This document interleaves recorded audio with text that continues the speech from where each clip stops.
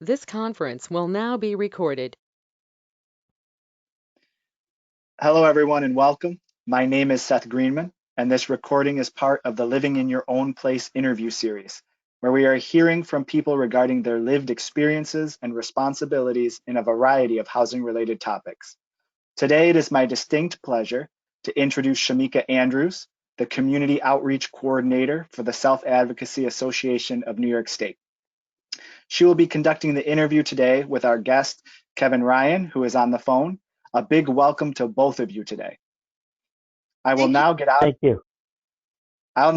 of the way and turn this over to Shamika to introduce our guest and take it from there. Shamika, over to you. Thank you so much, Seth. So our guest today is Kevin Ryan from Menands, New York. Kevin and I are going to speak about his experience with living on his own. Thank you for joining us, Kevin, today. Thank you for having me today.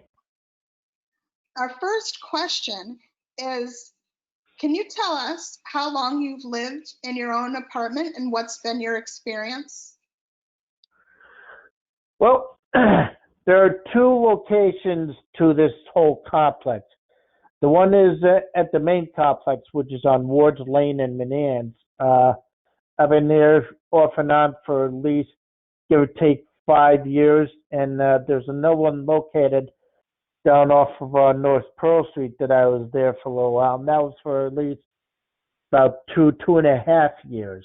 And between both of those, I've had a very nice experience. But the one that I like about the Ward's Lane is I can walk to and from the swimming pool here during the hot summer days, which is excellent access. But otherwise, I think living in the complex altogether was a fantastic experience. Now, there was a time I lived upstairs, but right now I live downstairs. So when I injured my knee, I had to go to the North Pearl Street location because I needed to stay on one level. And then eventually they got me to this location I'm at now, which is also a first floor location, which is easy access to me. So it's been very good. Well, that's good to hear. Now we're going to discuss what it's like about with maintenance around your apartment. Do you know anything about who is responsible for the outdoor maintenance where you live? It's the staff that's employed by the complex. They do all the maintenance, which includes snow removal and groundskeeping. Right. How about as far as maintenance inside the building? If it has anything to do with like for instance, a broken closet door and some to do with the plumbing, the maintenance is also in charge, or they could also contact outside assistance. Okay. Can you tell us about what is the process when you need something repaired in your apartment? I call the number to the complex staff and I give them a work order. Okay. That sounds like a very simple process. And does it take long for them to usually respond to your requests? It depends on how important the fixture is. So either that or they go by the order it's been given. Okay. Okay. Well, that's good. Can you tell us about any resources that were helpful to you with living in your own apartment? Resources Can you give me an example, please? Like things that, that were helpful, any programs, like people that were helpful when you decided to move into your own place. Oh, mhm. Any programs, things like that.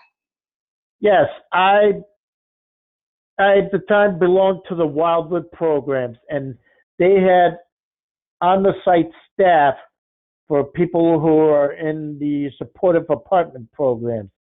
And at the time, I was part of that program. So when I needed the staff, uh, I had their contact information, and when they were needed, I called them, and then they come here and help me to the best of their abilities. Okay. What's a piece of advice you would give to somebody about the upkeep of their apartment or home? I would say just make sure everything is in working order, and if there's something wrong, just contact the apartment complex staff if that's the case. But if it's something that is a program issue, then make sure you're in contact with the staff who works with you. Okay. Do you currently live with another person or have you in the past? I have in the past, but I am now on my own. Okay. And when you lived with someone else, how did you decide the responsibilities in the apartment?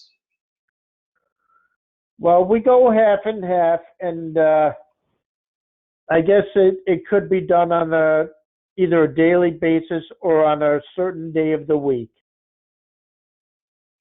Okay. Our final question is, what do you think is something important that a person should know if they're thinking about living on their own? Just be aware that you need to be aware of your surroundings, as well as, like I said, if something was to go wrong, know what to do and when to do it. Otherwise, you can enjoy your freedom and just be your own person. That's great advice. Thank you, Kevin. Thank you for joining us and taking time to participate in our interview today. So now we are going to turn it back over to Seth.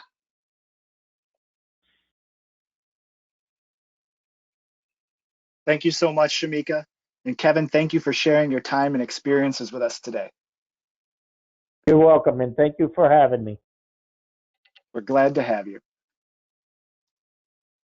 This My resource pleasure. has been brought to you as part of a project of the New York Alliance for Inclusion and Innovation through funding from the Developmental Disabilities Planning Council and in partnership with SANYS, the Self-Advocacy Association of New York State.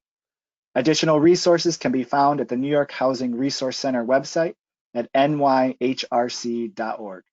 Thank you for joining us, and we hope this interview and our additional resources are a benefit to you in your own housing journey. Until next time, stay safe and well.